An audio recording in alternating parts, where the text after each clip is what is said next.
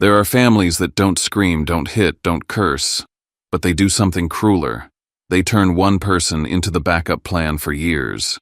When they want to have fun, that person stays behind to handle the hard part. When they want peace, that person is expected to stay quiet and swallow it.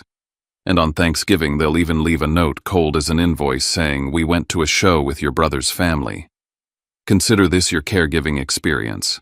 The target is always the same, the one who's closest, the one who's softest, the one who's been trained to think, fine, as long as grandma's okay. People love to say, family comes first, but if family only means your sacrifice and their comfort, what exactly are you holding on to? Before we dive into today's story, let us know where you're tuning in from. It's always amazing to see where our stories travel. Don't forget to subscribe so you won't miss the next twist in this journey. Now, let's listen to him from the heart. They always call the one who's closest. It was 8:12 in the morning. My coffee had already gone cold, my inbox was swelling with unread messages, and I hadn't even touched the design files that were due by the end of the day. But my brain wasn't on work. Not really. It never fully was anymore. Instead, it was split-fractured by the usual dread that came with waking up to the first buzz of a text from my mother. I live alone in a modest one-bedroom apartment in Asheville, North Carolina. It's quiet, filled with plants I try not to kill and coffee mugs I rarely wash on time. It should have been a place of peace. But when you're the only adult child within a 15-minute radius of your aging grandmother and you're self-employed with a flexible schedule, peace becomes a theory, not a practice. My phone buzzed again. "Stellan, please stop by today. Nona's meds are running low. Also, check her BP log and confirm the Thursday appointment. We'll be tied up all day." Tied up. That's what they always said. I glanced at my hands. They were cracked and dry from years of alcohol wipes and hand sanitizer. I hadn't even realized I'd internalized the caregiver routine until my knuckles started splitting every winter like clockwork. Most families, I think, run on love. Mine runs on delegation. And when they say family duty, what they really mean is, "Stellan will do it." I sighed, threw on a hoodie, and grabbed my keys. The house I grew up in sits just outside Asheville, a pale blue colonial with white shutters and a porch swing that no one has used in 10 years. It's where my grandmother Winona, or Nona, as everyone calls her, lives now. After she broke her hip 2 years ago, my parents insisted it was best she stay with them for supervision. But supervision quickly became surveillance, and that job fell to me. By the time I arrived, the driveway was empty. Of course it was. Mom and Dad had important errands. Evan and Lila, my brother and sister-in-law, were overwhelmed with the kids' schedules. But Nona. She was right where she always was, slumped gently in her armchair by the window, a crocheted blanket pulled over her lap, the television flickering on mute. I did my rounds. Checked the med organizer, restocked her pills for the next few days, reviewed her blood pressure log, scribbled down the upcoming appointments, tossed expired yogurt from the fridge, and wiped the kitchen counter clean. All of this without a single question from anyone about how I was doing. Then came the familiar script. "Stellan, you're the only one who really understands how to care for her," Mom said over the phone when she finally called. "You've always had such a gentle soul." That line, "gentle soul," makes me want to scream. It's not a compliment. It's a code word for "you're the one we can guilt the easiest." When I mentioned I had deadlines, she didn't argue. She just dismissed. "Well, you can work at night, can't you?" I didn't respond. While she talked, I wandered into the living room. Nona was still in the chair, her eyes half closed. "You doing all right today, Nona?" I asked softly. No answer. I stepped closer. She stirred slightly. Her head turned. And then something strange. For the briefest moment, her eyes locked on mine. Not cloudy or lost like usual. Sharp, calculating. Her lips didn't move, but her gaze. It lingered, like she was measuring something in me. I reached for the small black notebook tucked between the cushion and the side of the chair, one I hadn't noticed before. The second my fingers brushed it, her hand shot out fast, too fast. She clutched the notebook and pulled it into her blanket, then slumped back, closing her eyes again like she'd never moved. A chill ran through me. I stood there for a long beat trying to shake it off. Then I gathered my bag and slipped out. Back home, I collapsed on the couch, drained. I thumbed through my phone and opened my texts. Jules. You alive in there? I tapped back a half-joke. Me barely. I think I got gaslit by a woman in a bathrobe today. She called me instantly.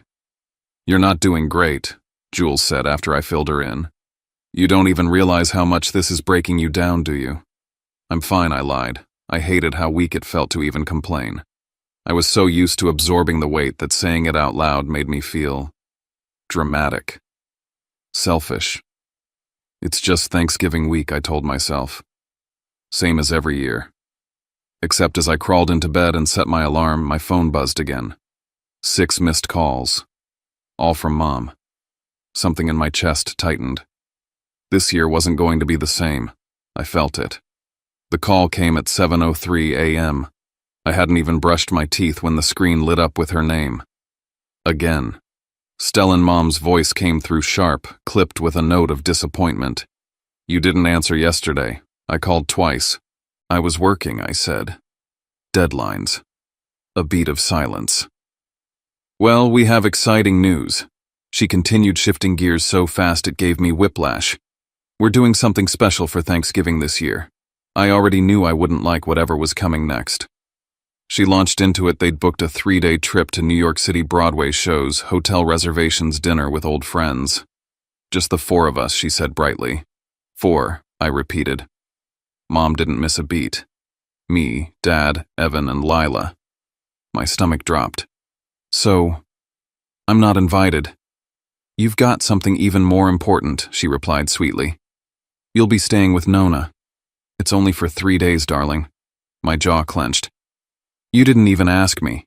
Her tone shifted immediately. Stellan, she's your grandmother. She's your mother, I shot back. When was the last time you stayed with her overnight? Mom didn't answer that. Instead, she went for the dagger. I just thought you of all people would understand how much this means to us. You know how to be compassionate. There it was, the manipulation cocktail. 1 part guilt, 1 part martyrdom, 1 part flattery. I'm not doing it, I said flatly. I have plans. Silence on the other end. Then fine. I'll let your father call you. She hung up.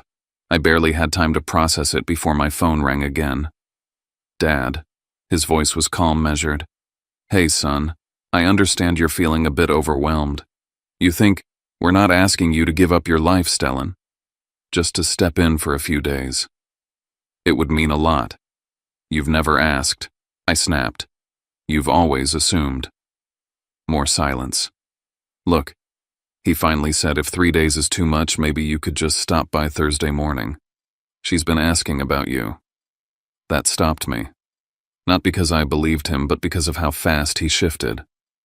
Dad was never quick to compromise. If he was offering a smaller ask, it was because there was a bigger setup behind it. Still, I agreed. Cautiously.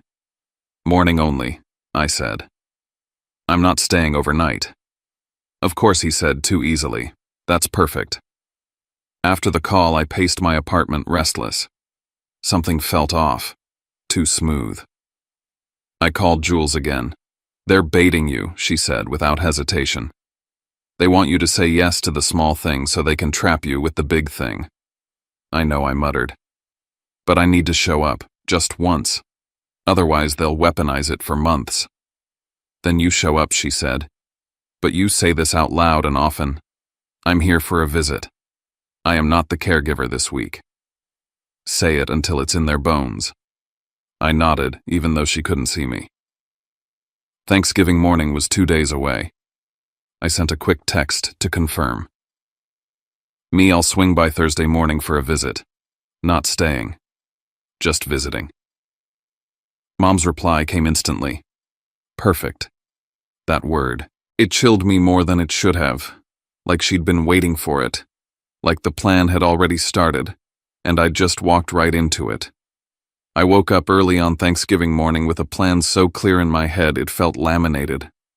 I wasn't staying. I wasn't getting roped into another guilt-laced weekend of silent martyrdom. Just a visit, short, polite, and on my terms. I packed a modest tote, a few pre-cut fruit cups that herbal tea Nona liked with the little lemon bees on the box, her arthritis gel, and a printout of some photos I'd taken on a hike last month. The kind of things you bring when you're dropping in, not setting up camp.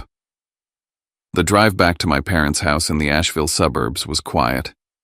Fog hung low over the Blue Ridge, giving everything a hushed kind of suspense. I pulled into the driveway and noticed the first red flag before the engine was even off. No cars. Not my dad's old Buick, not Mom's CRV. Evan's SUV wasn't there either. I frowned. Maybe they were out grabbing coffee. Or maybe the show started early. Still, it felt off. Inside, the lights were on, but the house was dead silent. No clatter of plates, no smell of stuffing. Just stillness and the faint hum of the refrigerator. "Hello," I called out already, knowing I wouldn't get an answer.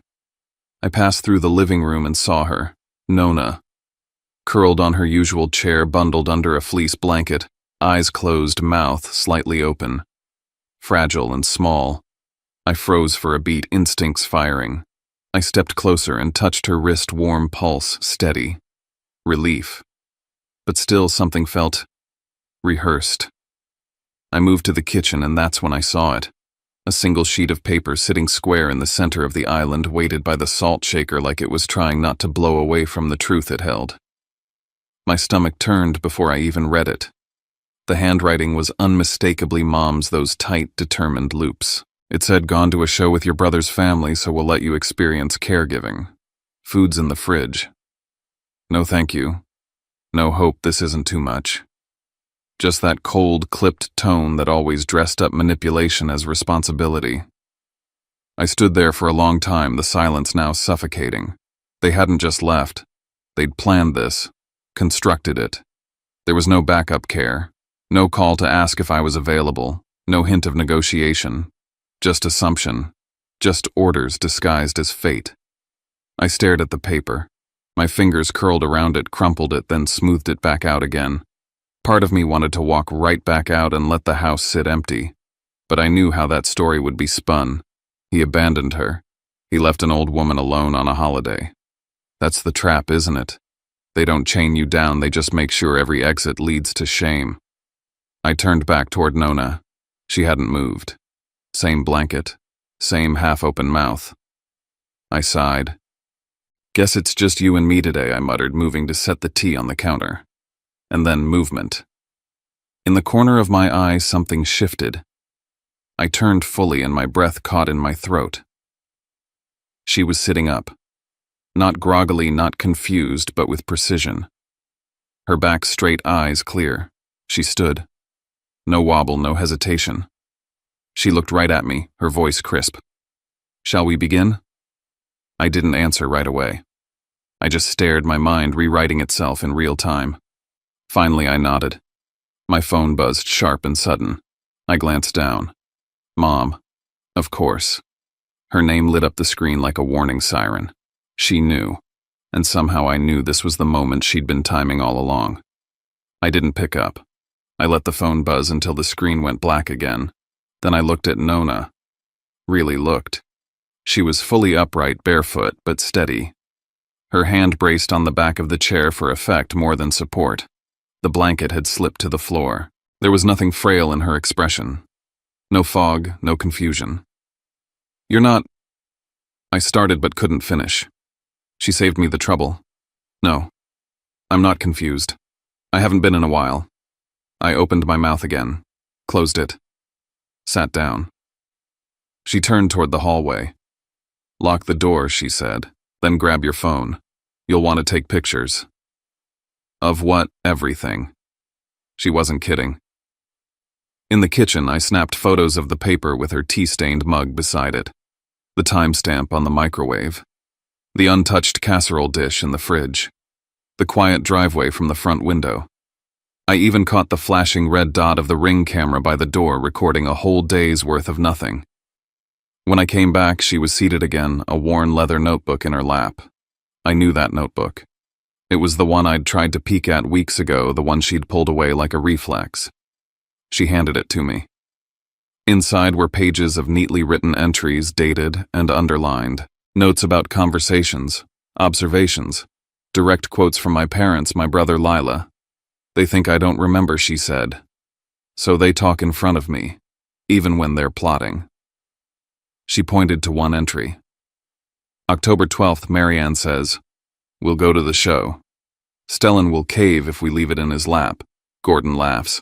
Evan says, "Good, maybe it'll knock the city out of him." I read it twice. She tapped the next entry. October 29th. They rehearse the story about dementia. Gordon reminds them to say I get worse in the evenings. Marianne says I'll play along, she likes him. I looked up stunned. "You've been keeping a record." "For over a year," she said. "Ever since I started seeing what they were doing, I let them think I was too far gone. It made them careless." "And the tea?" I asked. "The naps." "Sometimes I was tired," she admitted with a shrug. "But most times I was listening." I flipped ahead. Pages of it. Quotes. Times. What medication she was given and by whom. When they started locking her checkbook in the file drawer. "They're trying to get guardianship," she said. Or at least that was the plan. "Gordon's been talking to a lawyer." My skin prickled. "What for?" "To sign over power of attorney. But they need me confused. Or better yet, gone." It hit me then. The show wasn't about the show. It was a smokescreen. A chance to catch me in the act, to let them come home to whatever narrative they needed. "He's not stable," he lashed out. She got scared. "We need to step in for her safety." I sat back. "So what now?" She reached into the cushion beside her and handed me another list. 3 steps. Simple. Chilling. Step 1. Document everything. The note, the house, her clarity, the carless driveway. Check. Step 2. Call your mother. Calmly. Tell her she has 1 hour to return. Don't yell, don't plead. Just a deadline. Give her the chance to make the right call. Step 3. If they return and start spinning stories, don't argue. Don't try to win. Let them hang themselves on their own words and call the elder care ombudsman. You want me to threaten them with legal action? I want you to remind them they're not invisible. I stared at the list. 3 lines. Years of exhaustion condensed into a single page. I picked up my phone again. Dialed. Before pressing call, Nona reached out and pressed her palm over my wrist. "Say only 3 sentences," she said softly. "Keep them short. Keep them sharp. Time is the only thing that scares them now." The phone rang. Once, twice. Then I heard her voice, and I was ready. I dialed. The phone rang once, then again. My thumb hovered over the speaker icon, but I kept it at my ear. I needed to hear her raw, not filtered. "Stellan." My mother answered, her voice sweet like syrup left too long in the sun. "Everything okay with Grandma?" I didn't respond right away. I stared at the paper still on the counter, the one she'd signed with casual cruelty. "I'm standing in your kitchen," I said calmly. "Right now. Looking at the note you left. The one under the salt shaker. I've taken a photo of it. Time stamped. Clear as day." There was a pause. Barely a breath. "I told you I'd drop by this morning, not stay for 3 days. I didn't agree to caregiving, you know that." Her voice slid right back into gear. "Honey, you're already there. Let's just breathe, okay? No need to make this a thing. No need to make this a thing." That's always been her trick. Naming the discomfort as mine. As if I was conjuring the storm. She tried again. "Con, this is family. We all make sacrifices sometimes." I nearly laughed. Not because it was funny, but because it was so textbook. "Con," she said, "you can't leave her alone. You're not that kind of person. You'll do the right thing." That did it. My throat tightened, my teeth clenched, because to her my boundaries were just background noise, static to be tuned out. I breathed in, deep, measured. Then I gave her the 3 sentences, sharp and final. "You have 1 hour to return," I said. "If no one's back by then, I'll be contacting Adult Protective Services and reporting this as abandonment of an elder. I will stay for exactly 1 hour. And if the house is still empty, I will follow through." I hung up before she could twist the silence into something that served her. Almost instantly, my phone started buzzing. Once. Twice. Again. I didn't pick up. A text popped in from Evan. Don't blow this out of proportion. It's Thanksgiving. Another voicemail. This time my father's voice calm, but cracked at the edge. You're making this worse than it has to be, son. We're all tired. Let's not turn this into a disaster. I turned to Nona. She was already seated at the kitchen table with her notebook open again, eyes alert. Let's get to work, she said. We documented everything. The kitchen clock. The fridge stocked with 3 days' worth of meals. Her unmedicated clarity. The lack of any arranged substitute care. Every corner of the house told the same story they hadn't left by accident. They hadn't forgotten. This was deliberate. I pulled the Ring camera footage and exported clips of the empty driveway, marked the time, labeled each one. Then I saw it. Tucked under a magnet near the fridge, a piece of paper titled Emergency Contacts. Listed underneath in careful bullet points were Mom, Dad, Evan, and a neighbor I didn't recognize. At the bottom in looping cursive it read, With love from your family. I held it up. They staged this, I said. Winona nodded. Of course, if anything went wrong they'd tell people they prepared. That they left love, and you'd be the one who panicked, who made it dramatic. It wasn't about care. It never was. It was about optics, control. Guilt leveraged as a leash. They're protecting their narrative, I muttered. They always have been, she replied. The clock ticked. 20 minutes passed, then 40. At 49 minutes, my phone lit up again. Dad. This time I answered. We'll be there soon, he said. I'll swing by in a bit. Your mom's still at the venue with Evan and Lila, but I'll check in, just him. Not them. I could see it clearly. They were trying to create just enough presence to avoid legal heat, just enough to blur the lines.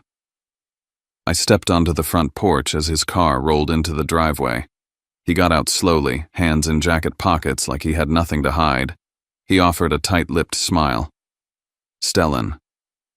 I didn't move. I'm not here to argue, he said. Just wanted to make sure everything's all right. How long are you staying, I asked. He hesitated. Not long. Just checking in. Of course. They were trying to touch base without ever taking responsibility. Inside, Nona handed me a list. Times. Names. The paper from the fridge. A fresh cup of tea. Keep it all, she said. They don't fear your anger. They fear your evidence. As Dad left, offering a vague, we'll talk later, I stayed on the porch until his car disappeared. Back inside, Nona said quietly, It's time for part 2. I looked at her. You're not going to argue anymore, she said. You're going to leave. And you're going to do it in a way that leaves them no time to rewrite the story. She led me to her bedroom. I'd barely been in there since I was a kid, the room where bedtime stories once echoed and the curtains never changed. She moved slowly but with purpose, going to the tall dresser near the window. From the bottom drawer beneath a pile of wool scarves, she pulled out a thick manila envelope and handed it to me. For 2 years, she said, I've been waiting for the right moment. I opened it. Inside, a cognitive evaluation signed by Dr. Elkins dated 6 weeks ago. Patient is lucid, stable, capable of all legal decision-making. A letter from an elder law attorney confirming active counsel. A copy of a last will and testament notarized. Several printed documents with scribbled notes and timestamps.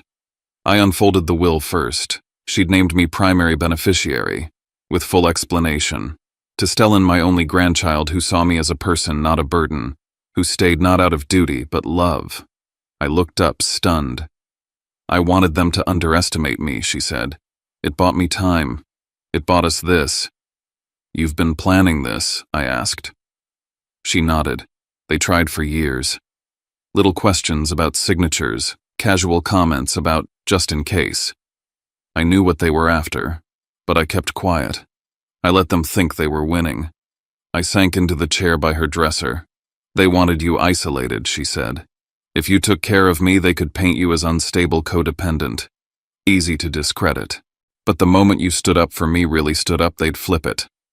Say you were dangerous, overwhelmed, a threat. I swallowed. That note they left. It wasn't carelessness. It was bait, she said. And now they're realizing it didn't work. She handed me another list. Here's what you need, she said. Grab your bag. Take that envelope. Get in the car and leave before they get smart enough to circle back. I nodded. The house felt like a crime scene, not chaotic, just wrong. Just engineered. I took my bag from the guest room, tucked the envelope in deep, zipped it shut. Before locking the door, I placed one last thing on the kitchen counter. A letter, short, direct.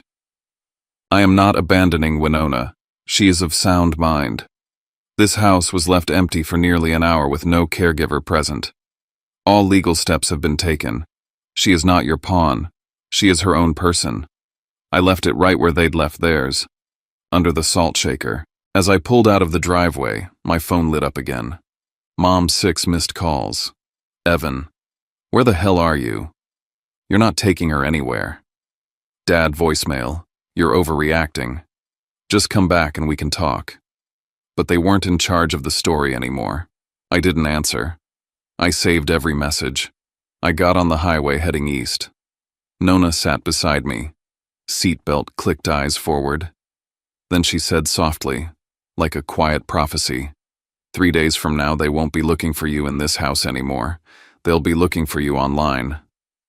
3 days. That's how long it took for silence to turn into sirens. Winona and I didn't speak much during those days in Sanibel. We didn't need to. There was a rhythm between us, light meals, beach walks. Her hands folded in her lap as she listened to the waves while I sat nearby cataloging everything, screenshots, voicemails, timestamps. Every missed call, every manipulative text, every half-hearted, "Where are you?" left dangling on the edge of guilt. "You need to let them speak," she told me, eyes closed. Voice steady. "Not to you. To the world. People tell the truth when they're panicked, they just don't mean to." On the morning of day 3, I woke to the sound of waves and war. My phone lit up like a wildfire. Mom had posted on Facebook. She never said my name. She didn't have to. The passive-aggressive tone was a signature in itself. Heartbreaking Thanksgiving. When a family member walks away from their duties, the ones who suffer most are the elderly. We had everything set: meds, food, emergency contacts, but sometimes no matter how much you prepare, some just vanish. The comments rolled in like pitchforks. Cousin Diane. So sorry, Aunt Marianne. Some people forget what real family means. Old neighbor, Mrs. Carmichael, unbelievable. Poor Miss Winona. You raised your son better than this. It wasn't just guilt, it was strategy, a reframing. They hadn't left me holding the burden. They'd handed me a narrative, and now they were dressing it up for public consumption. I didn't flinch. I scrolled. I cataloged. Every lie carefully tucked between just enough truth to sound credible. But they didn't know I'd been documenting everything. I opened my camera roll, a photo of the note, "Let you experience caregiving," taped to the fridge. Empty driveway at 9:13 a.m., the microwave clock flashing 9:15 when I stepped in. A wide shot of the barren kitchen, another of the untouched pill organizer, doorbell camera footage time-stamped. They left before I arrived. No one returned. I sat down, opened my laptop, and drafted the post I'd hoped I wouldn't have to write, the one Winona and I had quietly been building. I titled it, "The Truth." I was asked to stop by Thanksgiving morning. I said yes, an hour, maybe 2. When I arrived, the house was empty. No one had told me they were leaving town. A note waited on the fridge. My grandmother, recovering vulnerable alone, was left without warning. I wasn't informed. I wasn't consulted. I was punished. I attached the images. Just enough. No dramatics. Facts. Timestamps. Boundaries. Caregiving should never be a weapon. And family isn't love when it's used to trap someone. I'm not telling this story for revenge. I'm telling it so it doesn't happen to someone else. I posted it, then turned off my phone. That was the first match. The fire didn't spread slowly, it exploded. Jules commented. First, I was there when Stellan got the call. It was a setup. He was blindsided. This isn't family, it's exploitation. Within hours, the post was being shared by people I didn't know. Others, caregivers, estranged children, volunteers added their own stories. Groups from outside Asheville picked it up. Blogs reposted. A local news account DM'd me. And suddenly I wasn't just dealing with my family. I was holding a mirror up to a society that hides manipulation under the banner of tradition. Then came the backlash. My father sent a cold, calculated email. Your recent actions are concerning. We ask that you stop misrepresenting the family. This emotional reaction is not only immature, it borders on defamation. Please consider your mental state before continuing. Translation: We're losing control. Let's question yours. Then Evan texted me, delete the post, or I swear to God you won't have a place in this town. We'll make sure of it. That was the moment I realized they were shifting tactics. No longer denying what they'd done now, they were attacking who I was, undermining my stability, planting seeds. Next came the accusation. We're worried about Mom. We don't think she's fully aware of what's going on. It's not safe for her to be moved around like this. Mom again. A new post.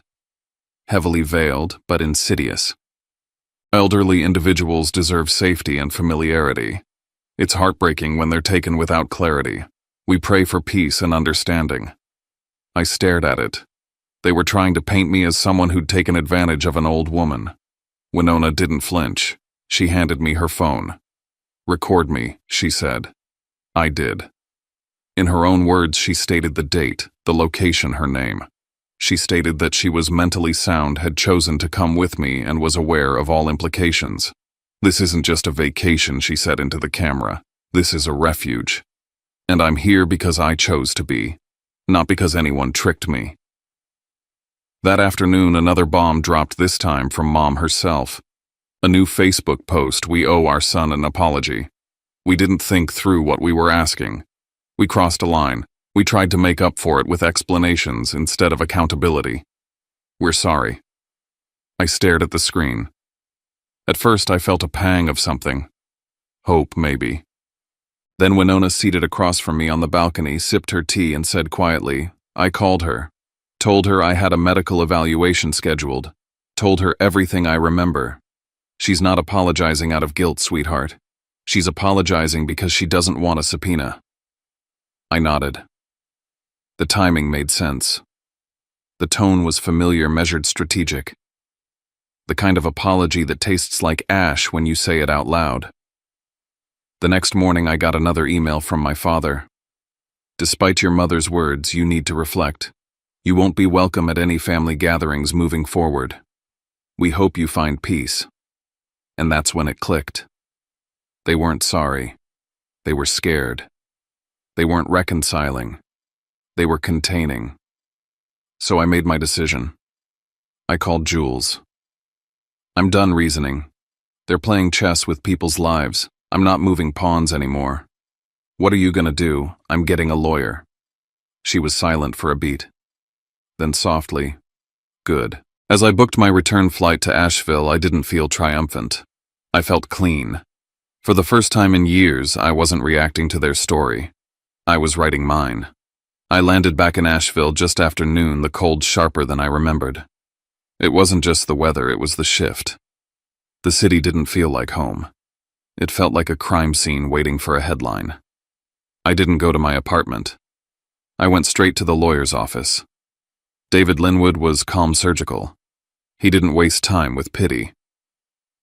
I handed him the manila envelope Winona had given me, evaluations, revised will photos, timestamps. He didn't flinch. Just nodded once, then asked for access to my phone. Forensics will mirror it, he said. We don't post anything else. We don't talk to them directly. From now on, everything goes through me. Finally, someone on my side who spoke their language. Back at the hotel, I found myself replaying the voicemail I'd ignored the night before. It was from Lila. Hey, it's me. I know you probably hate me right now, but Evan's getting serious. He mentioned lawyers, too. He says you're exploiting your grandmother and that you've stolen legal control. I don't know what's true anymore, but I just thought you should know what he's planning. I stared at the wall. The gall. The sheer audacity of trying to flip the narrative after leaving a sick woman alone with a sticky note and a half-stocked fridge. But that's when it hit me, of course, they were doubling down. They had to. Because if what I held was true, they didn't just look bad, they looked criminal. I checked my email. The lab report had come in. Winona's cognitive assessment dated, signed, confirmed. No signs of dementia. Fully competent. And right under that, a scanned copy of a medical form from 3 months ago, one I'd never seen. It was a record of bruising on her left arm, logged by her physical therapist. Patient noted mild pain, said it was from being grabbed too hard. Suddenly, it wasn't just about abandonment. It was about force and neglect and silence. I called David. "You need to report that to Adult Protective Services," he said flatly, "today." I knew he was right. But before I could respond, another call buzzed in Mom. I froze. Let it ring. Then again. Then again. On the 5th ring, something in me cracked. I picked up. Her voice was composed. Too composed. "Stellan," she began. "You don't have to do this." I didn't answer. We all said things we didn't mean, she continued. "But dragging this into legal territory, do you know how that makes us look?" "I'm not dragging," I said. "I'm documenting." There was a pause. Then she dropped her tone into something colder. "You think you've won because of a few signatures and photos. You're hurting your father. You're dividing this family." I almost laughed. "You divided this family when you turned a sick woman into a pawn." Silence again. Then the line went dead. I exhaled, heart pounding. That night I filed the official report. I attached the bruising form, the note on the fridge, the emergency contact sheet written like a script. I listed every missed call, every voicemail, every threat. David would handle the next steps. But deep down I knew. This wasn't just going to be court documents and quiet settlements. They were going to come after me in ways paper couldn't catch. And I had to be ready. Sometimes after a story like this, what stays with us isn't the shock or the conflict, but the quiet question it leaves behind. How many people are carrying responsibilities they never agreed to simply because they were the closest, the kindest, the easiest to rely on? When we listen closely, we realize this isn't just one family's story. It's about boundaries, dignity, and the fragile line between care and control. And maybe it's also about how compassion doesn't have to mean losing yourself in the process. As we sit with this together, I think what matters most is not deciding who was right or wrong, but noticing how easily love can turn into obligation when no one stops to ask, "Are you okay?" We don't all get the chance to rewrite our family roles. But we do get moments, small, trembling moments, where we choose honesty over silence and self-respect over habit, even when that choice costs us something. If this story stirred anything in you, and if you feel like sharing Banco the Jelai Vai Dong o Fan Bin Luan. Not to prove a point, not to explain yourself, just to be heard.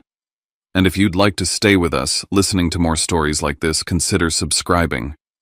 Think of it as joining a quiet community where we slow down, listen, and carry these moments together.